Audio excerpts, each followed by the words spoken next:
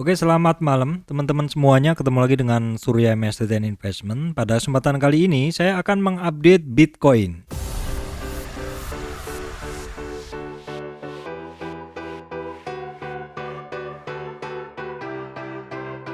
Baik teman-teman, sebelum masuk ke Bitcoin, saya akan memberikan informasi dulu kepada teman-teman semuanya bahwa saya Surya Estate and Investment tidak terima titip dana trading. Teman-teman mesti berhati-hati adanya channel palsu, grup palsu MS Trade ya, teman-teman.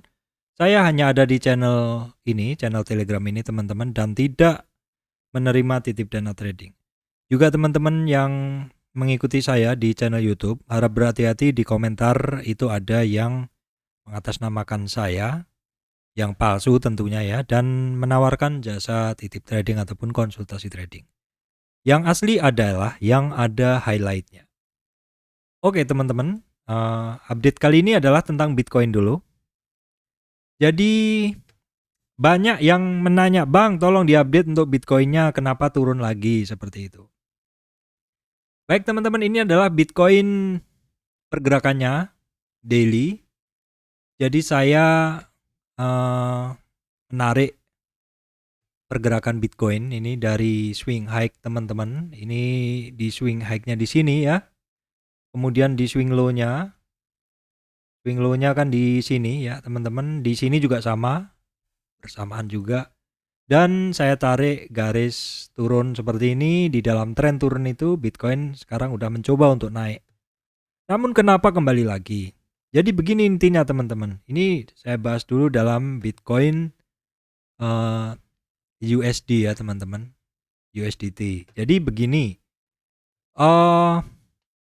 Bitcoin saat ini dia sedang berada di resistan 23,6 retracement. Dan biasanya kalau ketemu resistan itu akan mencoba untuk ngetes lagi. Jadi memang kemarin Bitcoin overshoot atau larinya cukup tinggi atau lebih tinggi dan dia sudah ketemu di sini resistan di sini.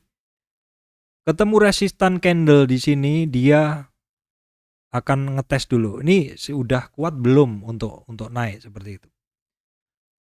Oh, belum kuat. Jadi saatnya sekarang mungkin akan kumpul tenaga dulu seperti itu. Jadi Bitcoin mengumpulkan tenaga dulu untuk bisa menembus area ini. Area yang merupakan resistan candle sebelumnya. Kalau resistan candlenya adalah di 41 dolar ya, 41.000 dolar itu resistan candlenya perkiraan di situ. Kalau resistan Fibonacci 38 retracementnya itu ada di 42, sekitar 42.600. Karena dia di sini, di sekitar sini dia ketemu resistan. Ya, resistan ini berapa kali kan dilewatin seperti itu. Ini seperti yang saya sampaikan juga. Akhirnya dia kembali lagi. Dan dia pada saat turun juga sekaligus retest di supportnya.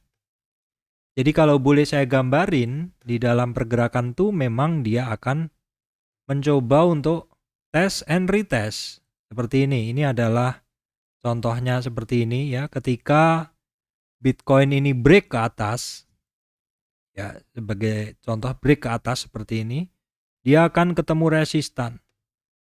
Di resistan apalagi di sini sebelumnya dia ada resistan ya. Kalau saya tarik tadi di sini kan ada resistan juga. Ya, seperti itu. Dia sudah ada historiknya ketemu resistan, jadi sehingga ketika ini saya gabung seperti ini resistan lagi. Ada dua pilihan, dia akan break atau dia akan mencoba retest lagi. Seperti itu. Selain dia retest resistannya, dia juga bisa mungkin akan mengetes supportnya. Di mana supportnya? Supportnya adalah di bawahnya. Seperti ini.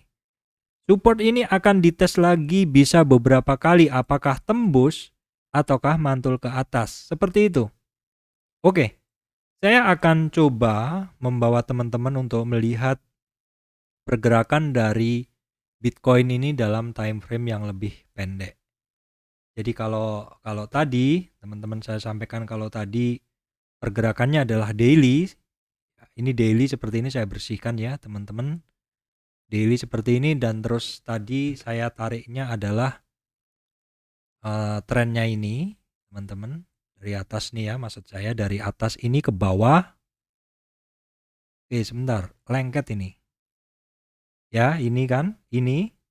Terus dia dalam tren turun ini dia sudah naik ke atas nih ya kan.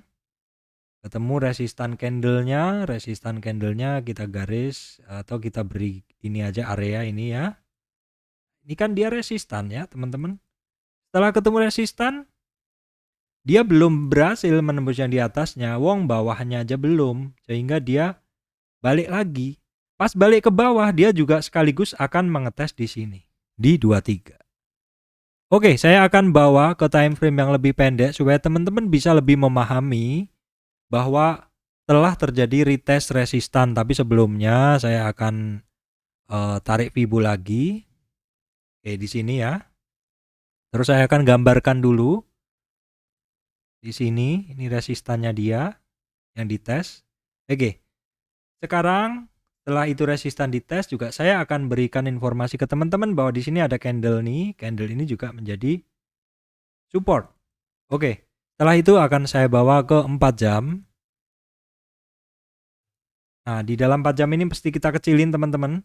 Mesti kecilin dulu supaya teman-teman bisa melihat. Nah, di sini kelihatan bahwa di dalam 4 jam ini terjadi resistan testing. Ya, teman-teman, ketika memasuki resistan di sini ya, atau kemarin di sini, ternyata Bitcoin balik ngetes lagi ke bawah. Ngetes ke bawah, kumpulin energi dulu, kumpulin volume dulu. Sekaligus ngetes supportnya. Supportnya di mana? Ya di sini. Kenapa saya sebut sebagai support? Karena di sini juga pernah dites dan juga di sini berdekatan dengan Fibonacci retracement 23 yang mana dia sebelumnya menjadi resistan, sekarang dia menjadi support gitu. Jadi kan ketika dia naik dari bawah ke sini ya, ketemu ini adalah resistan. Ketika naik lagi, maka yang ini awalnya menjadi resistan, saya coret menjadi support.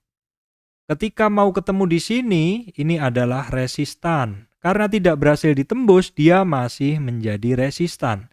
Dan dia testing ke bawah, mengetes support lagi. Dan tesnya, supportnya dites lagi teman-teman ya. Supportnya benar-benar dites lagi oleh Bitcoin. Nah, sekarang kita coba analisa lebih detail di sini, dari sini sampai ke sini.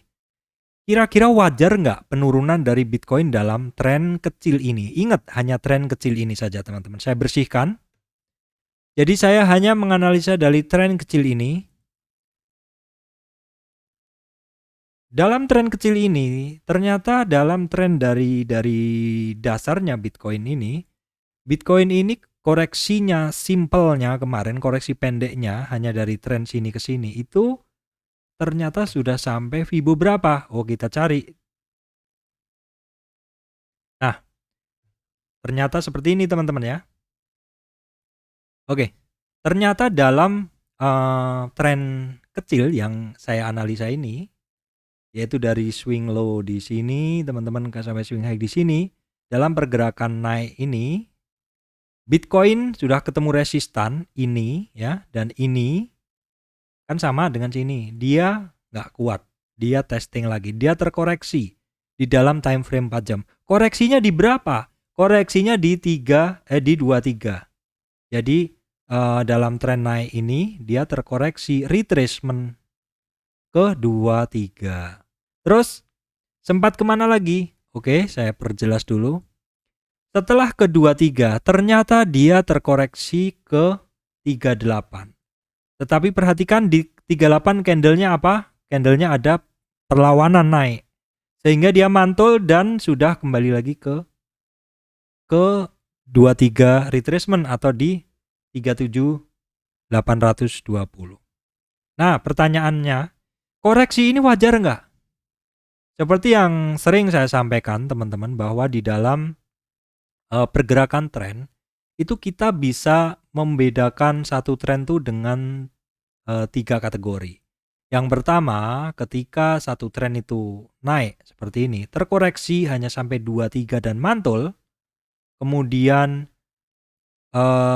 lainnya adalah ketika dia naik terkoreksi hanya sampai 38 dan mantul, maka ini adalah koreksi jenis pertama, koreksi ringan, yang mana ketika mantul dari area 23 atau 38 ini, maka trennya adalah sangat kuat.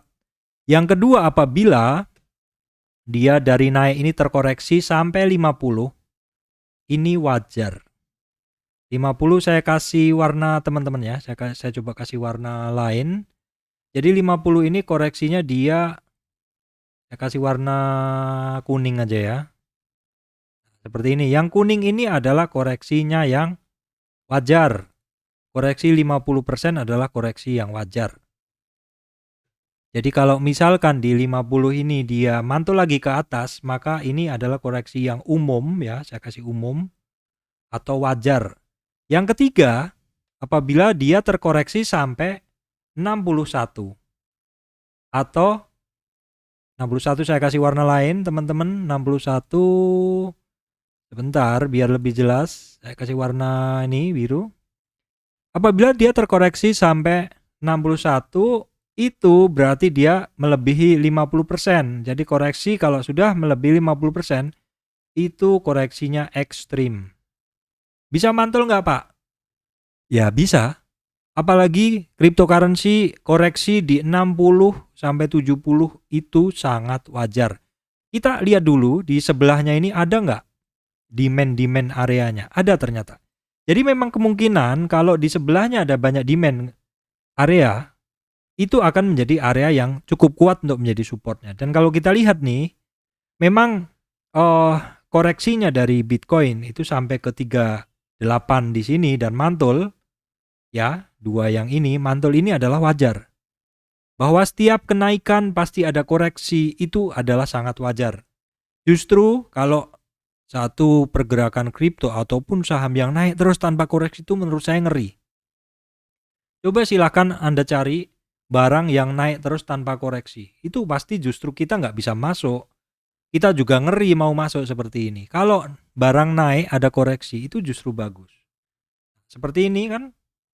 Ini di dalam 1 jam untuk Bitcoin.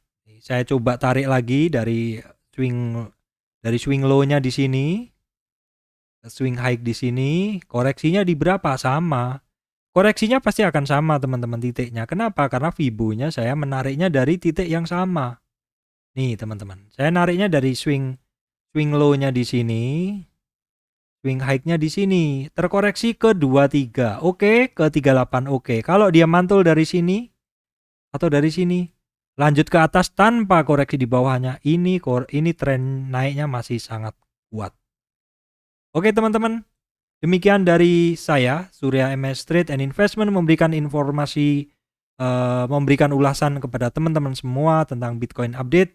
Terima kasih teman-teman semuanya.